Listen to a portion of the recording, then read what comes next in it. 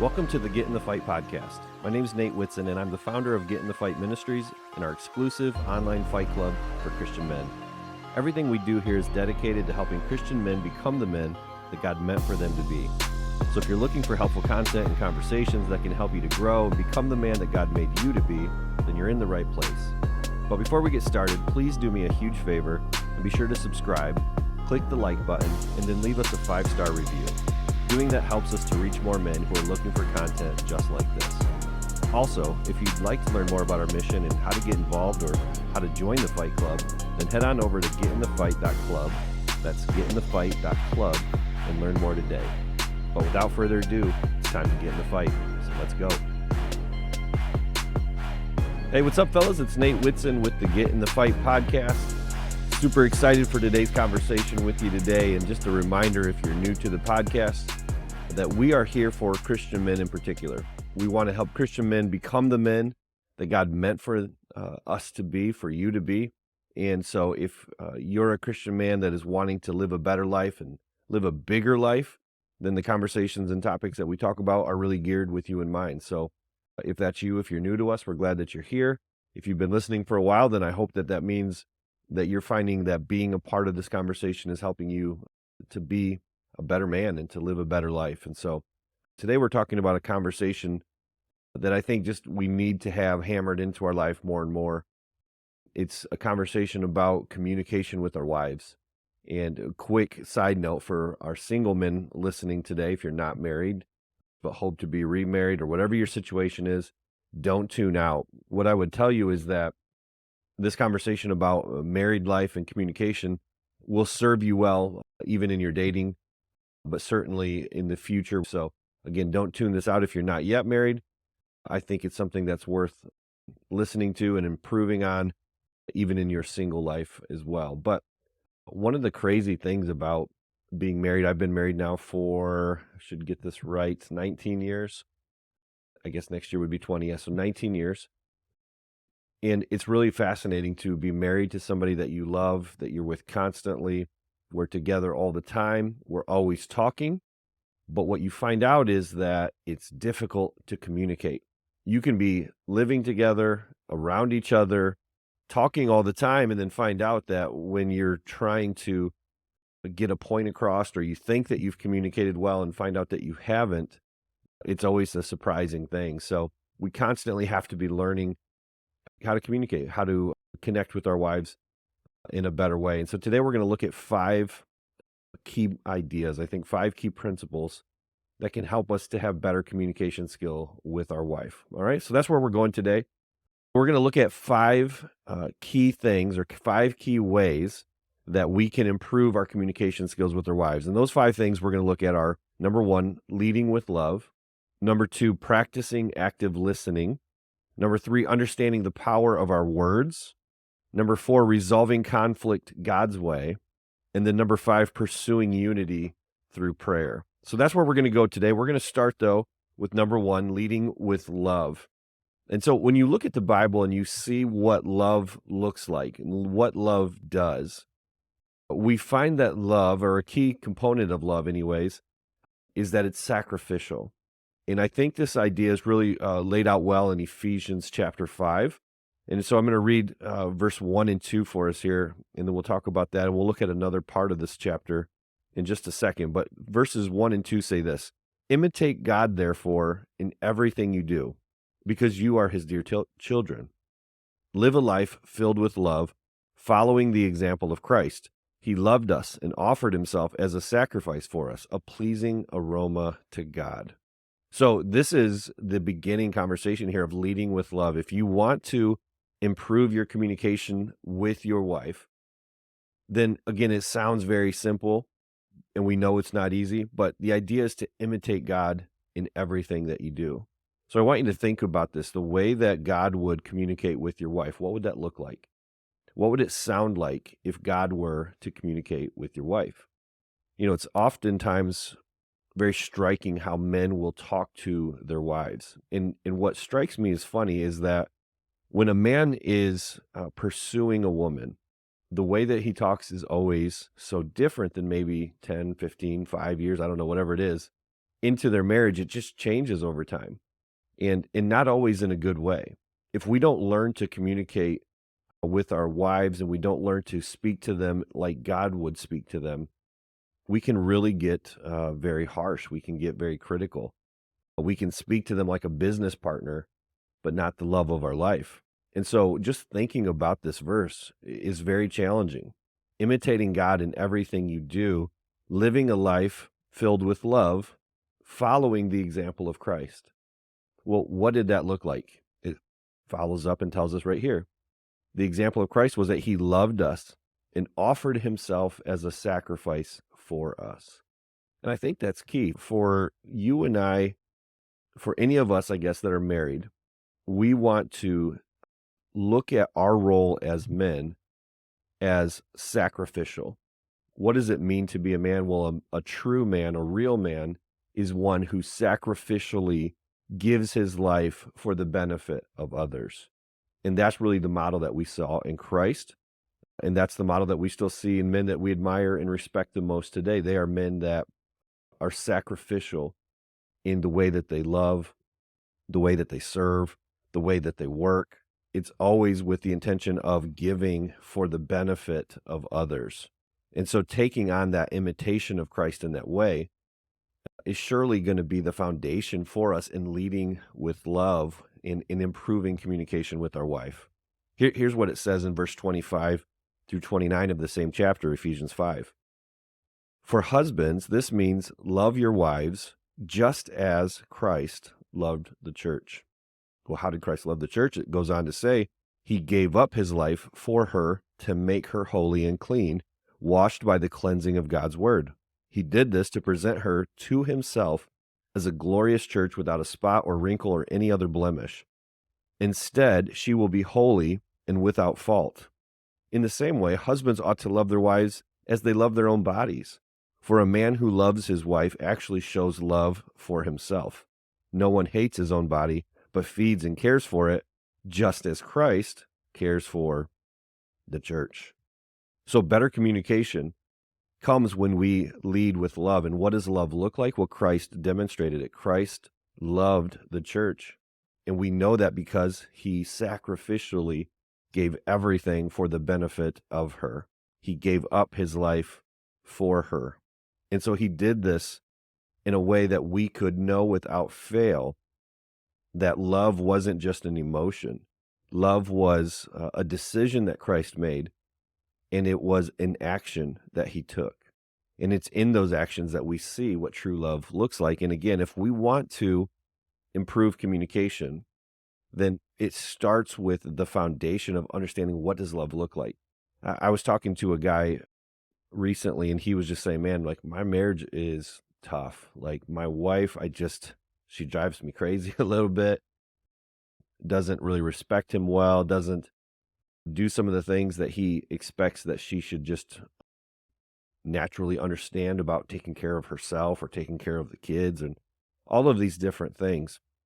And it really just, struck me that sacrificial love hurts. My encouragement to him was, regardless of her response to you, you as the man ought to love her sacrificially. You have the responsibility to do your part regardless of how she does hers. And again, that's easy to say, but when you're living in that situation, how sacrificial, how hard, how difficult is that? It's as difficult as anything, and yet we look at the example of Christ. He actually gave up his life for the church. And so God says, yeah, I understand, men, that this can be tough. I understand that relationships are hard. I understand that maybe your wife won't respond to you always the way that you hope she does. It may not be reciprocal, but you, husband, you, Christian man, have the responsibility to love your wives sacrificially. And again, when you understand that God's in charge of your wife, God alone can change her heart, your lack of giving 100% won't improve communication. It won't change her heart. It won't change her mind. It will only make things worse. So I can't guarantee you, and God doesn't guarantee you that you doing the right thing will always fix it, but it's the way that you honor him, and it's the best shot you have at fixing any communication or marriage problems you have when you just give 100%, right? If you marry a good-willed woman who really does love you, and in most circumstances that's true, then doing the right thing, sacrificially loving her many times will help.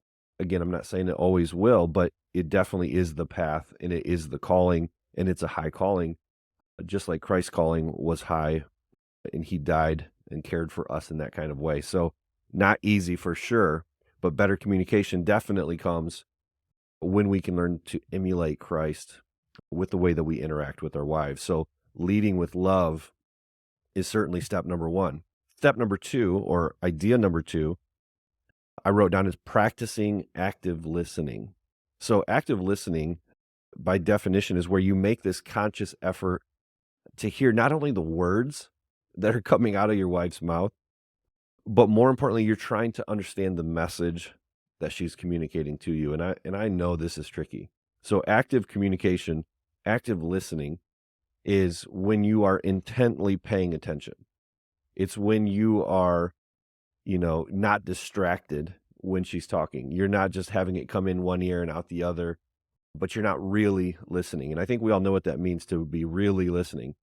There's many times that you hear the words, but you're not listening, right? You're so comfortable and familiar with being around your wife that a lot of times we can just take her for granted. We take what she's saying for granted, and we're really not trying to, understand what it is that she's trying to communicate or say. And you end up with one of these, well, I already told you that. And you say, well, no, you only said this, right? It's he said, she said kind of communication, and it gets all funky and weird, and it can really spiral out of control quickly. And we've all been there. A lot of that comes because we as men, I think, are just our wives talk and they spider web and they go from this topic to that, and we get lost in it, and we're just like, look, I don't have time for this whole conversation. And so we kind of discount her at times. But active listening is when we're really making a conscious effort to be present and to pay attention and to listen to what she's trying to communicate to us. So here's some ideas that I wrote down that I think could help. Number one is just pay attention. Maybe for your wife, it'll come down to just, giving some space or giving some time where you can say, hey, look, if you want to chat and kind of tell me about your day or communicate something, can we do it at this time? And, maybe this place where we can chat, privately or quietly for just a few minutes. Even if it's not that, though, when you come home from work, maybe what you need to do is just say, Lord, will you help me to pay attention and engage with my wife in a way that will really help her to know that I care. Something like that, right? And just having your brain and your mind in the state of mind where you can pay attention, really hear her clearly. Another idea is to put your phone down. I mean, these things have become so detrimental to communication that they're just a distraction. It's like, it's terrible when you're at a restaurant. We've all seen this. We've all are probably guilty of this at times in a restaurant, or maybe even just at your living room, sitting at the couches where everybody is on the phone. They are a genuine distraction and problem. And if you want to improve communication with your wife, you can't be a good active listener if you're staring and scrolling at your phone. So pay attention, put your phone down. The next thing is to look at her. There's a real respect that comes when people will actually look you in the eye and chat with you and not be, averting attention and distracted again by 1,000 other things. Spend time as you're talking to look her eye to eye. And I think that makes a big difference. She knows then that you're fully present. She knows and can see that you're paying attention. And I think that will help her to know that you care and that you are present with her. Another thing you can do is to repeat back what you heard. So if she's trying to communicate something to you about something that needs done or something that feels important to her, whatever that is, just repeating it back and saying, okay, so this is what you're saying, correct? And asking for clarification, asking, follow-up questions to that. This is what I heard you say. Is that correct? Is that what you want me to do? Whatever that is. But just clarifying that with her, again, shows respect and honor to her And it shows that you're paying attention and you want to understand what she's communicating, not just hearing the words that she said. Again, can make a huge difference in your communication if you lead with love and then really pay attention. You really actively listen. And again, imagine how it would feel if she listened to you that way. Imagine if you had, come to her to communicate about something and she treats you that way. She's paying attention. She puts her phone down. She looks you in the eye. She clarifies what you've said. She asks follow-up questions. You would just say, yeah, she's paying attention, and I appreciate that a lot. So you would like it. So you can also practice that and treat her the same way. Number 3, improving communication can happen when you understand the power of your words. Fellas, I want you to think for a second, the way that you communicate with other men is different than maybe how you should communicate with your wife. But I have watched and witnessed, and certainly am guilty at times of myself, of thinking that I can just harass and communicate with my wife in the same kind of funny way that I might with another man, but she doesn't receive it the same way. When it's not funny is also when men are rude or men are harsh with their words. Men are critical with their words. We're very sharp against our wife. We're very demeaning at times. And here's what I want you to think about when it comes to improving communication or destroying it. Your words are powerful. Your words have the ability to shape the atmosphere of your entire home and your entire day. I can think of many examples where I came in maybe from work stressed. Maybe there was something that happened there that was just frustrating or tiring, or maybe I'm just exhausted, whatever it is, right? And I come home and I'm trying to, in my mind, be helpful with my words, be attentive, and something is said and I go off on a tangent. I am critical, I'm mean, I'm harsh, and I'm like, gosh, where did that come from? I was even purposefully trying not to be that way, but I am that way sometimes. I'm harsh with my words, I'm mean with my words, and it just changes the atmosphere of our home. It changes the atmosphere between my wife and I, and it'll change the atmosphere in negative or positive ways for you and your wife too. Your words shape the atmosphere of your home. Listen to these 2 passages, thinking about the power of our words. The first one I wrote down was Ephesians again, 4, verse 29, and it says, "Do not let any unwholesome talk come out of your mouths, but only what is helpful for building others up according to their needs, that it may benefit those who listen." That verse is awesome. I'm going to read it one more time because it's that awesome. Do not let any unwholesome talk come out of your mouths, but only what is helpful for building others up according to their needs, that it may benefit those who listen. If you want to improve communication with your wife, this passage is pretty clear. Watch your mouth, fellas. When you're talking to your wife, you ought to speak to her different than you do to other people.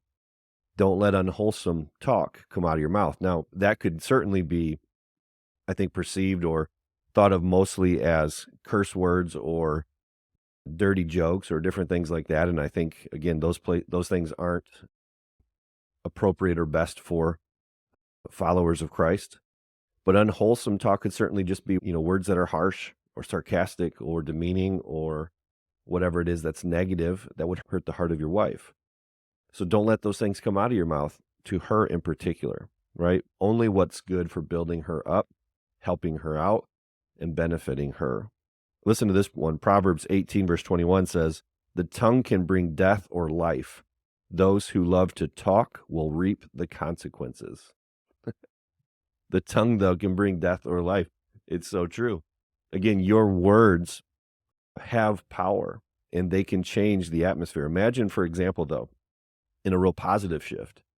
Imagine if your wife's having a bad day and you are leading with love, you're active listening, and you are just present with her. The phone is down, you're eye to eye, your face and tone and everything is saying, I'm with you, I care about you, I want to help you.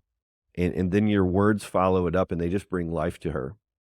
Imagine if you used words like, "I appreciate you so much. How can I help? Please, thank you. I'm sorry. right? I love you. These are powerful things that could just really boost the heart of your wife. And again, when you come in with the right tone, the right attitude, the right love, the right listening skills, man, you are going to improve everything in your marriage. But communication in particular will get better. Our words can change everything for the good or for the bad. They can bring death or they can bring life. So if you want to improve communication, use your words powerfully, but carefully to bring life to your marriage. Hey guys, I hope you're enjoying the conversation so far. And if you are, please do us a huge favor and be sure to subscribe, click the like button, and then leave us a 5-star review. It only takes a few seconds to do this, but it makes a huge difference for us, and it helps us to reach more men who are looking for content just like this. Thanks so much for listening and helping us out. Now back to the show. All right, number 4, resolve conflict God's way. The first thing I think of when I think of resolving conflict God's way is that most of us, maybe that's too strong, many of us at least, have not grown up in homes where we saw marital conflict handled well. Now, maybe you're the exception to that. Hopefully that's true. Hopefully you grew up in a home like that. But when we look at conflict, we oftentimes respond to it in ways that we've witnessed from our own families growing up, for good or for bad. But one thing that we know about marital conflict is that it's inevitable. The key for us as men is learning to handle it biblically, learning to address it constructively. Again, going back to Ephesians chapter 4, it says this in verse 26 and 27, "In your anger, do not sin. Don't let the sun go down while you're still angry. Don't give the devil a foothold." So dealing with conflict is one where we are going to get upset, but you don't have to get upset to the point where it becomes sinful.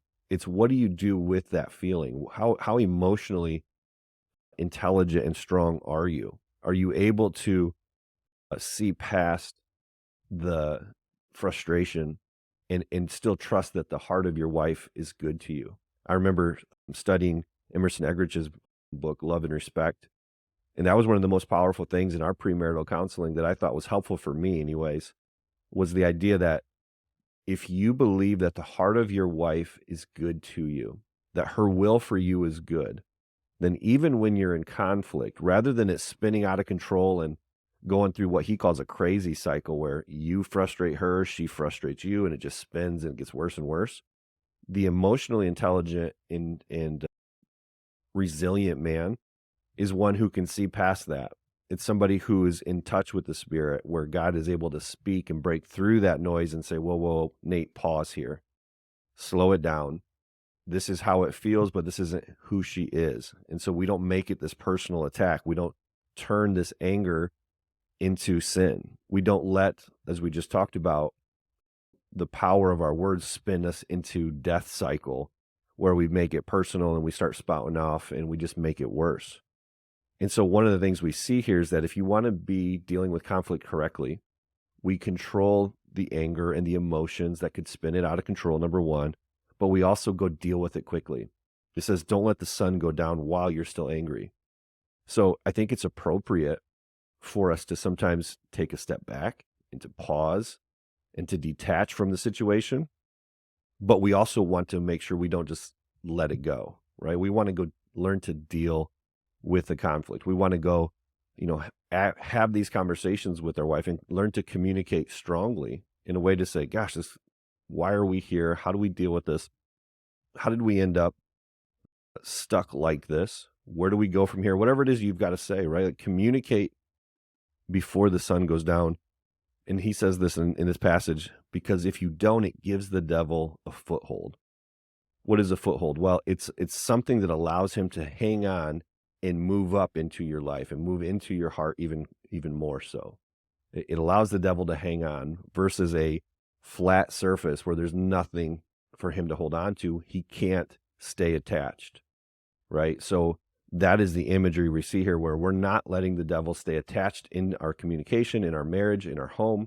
We're not giving him a place to do that, because we're going to go be men and act courageously and go deal with this thing and then be done with it. And by the way, think of your own stories here, but I can think of mine to say almost every time that I've had the courage or my wife has had the courage to come and say, "Hey, I'm sorry. Like let's start over," or whatever it is.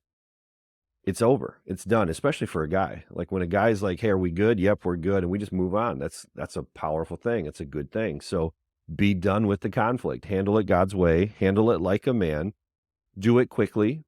See past what the emotion is, right? And don't give the devil any place in your marriage.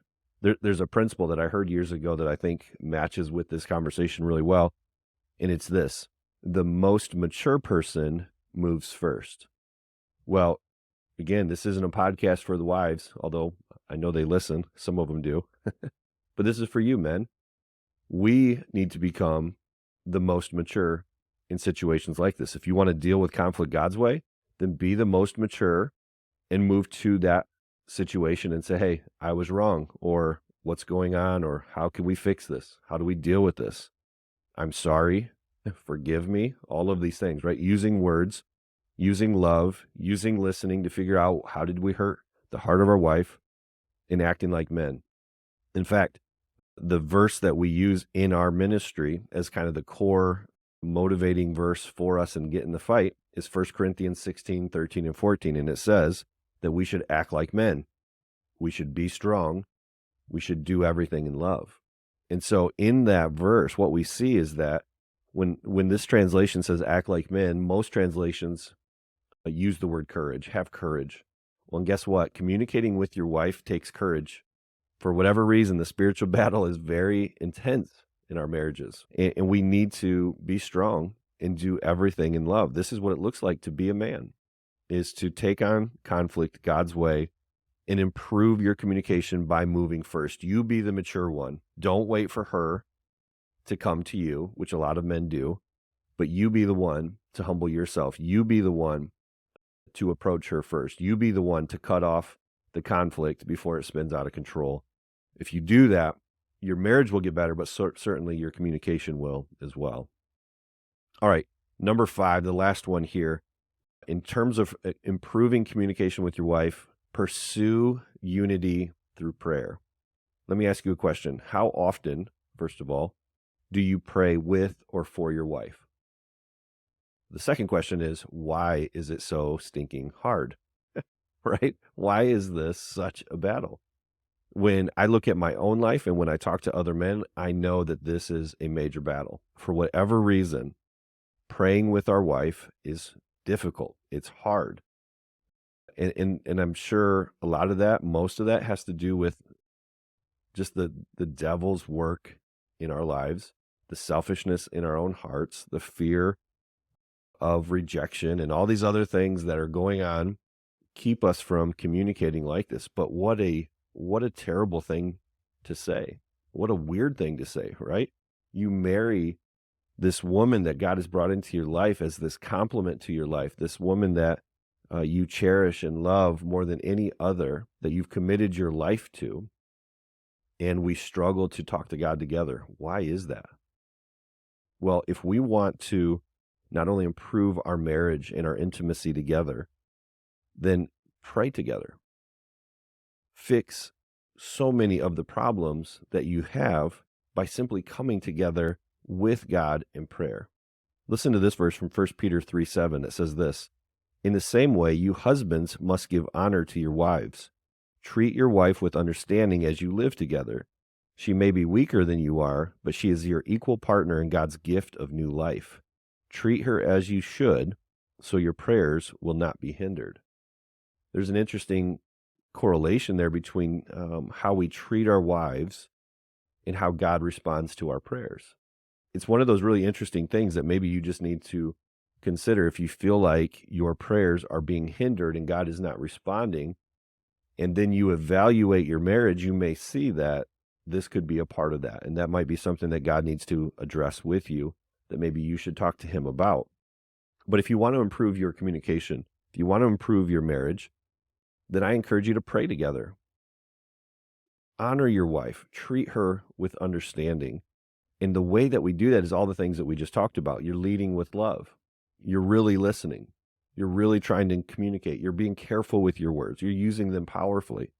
You're dealing with conflict quickly and resolving it, and you're the one that's more mature. And then you're coming together in prayer. How powerful could that marriage be? How much better would that communication be?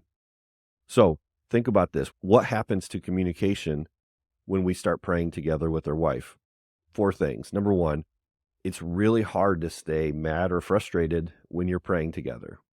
There's just something about it that you might be really ticked off and frustrated and having a bad day, but if you say, "Hey, let's pray together real quick," even if you're gritting your teeth and it's just a struggle to do it, God will shake you up and shake her up, and most likely you will leave there getting rid of some of that baggage. It's hard to stay mad and frustrated when you're in prayer.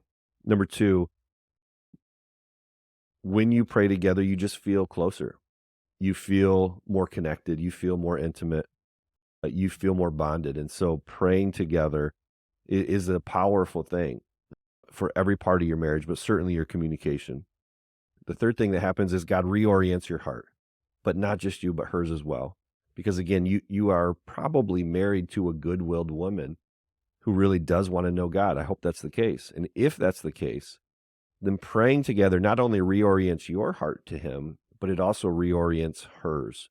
And when you have two good-willed people who are reorienting their life to Christ on a daily basis, your life will be blessed. Your communication will certainly get better.